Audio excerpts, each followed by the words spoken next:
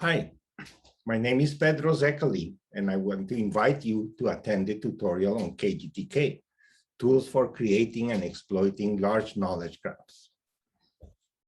KGTK is a comprehensive toolkit.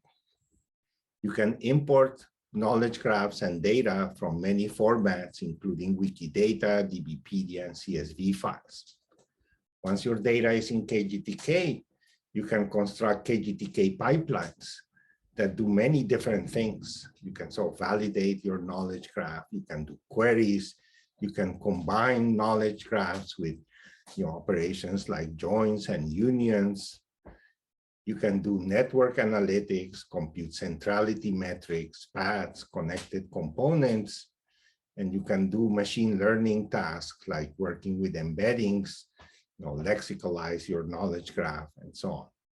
Once you're done, you can export your knowledge graph into various formats, including Wikidata for the Sparkle endpoint in Wikidata, general RDF, Elasticsearch, and so on.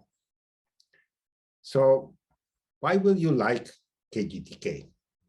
One thing is you will be able to work with Wikidata on your laptop without needing a fancy server.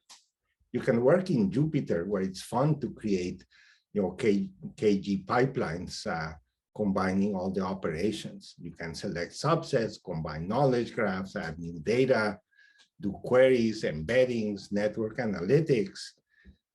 And very importantly, it'll be faster on your laptop than Sparkle on a server. This is a hands-on tutorial. All the notebooks will run on Google Colab, and you'll be able to practice with KGTK on your own.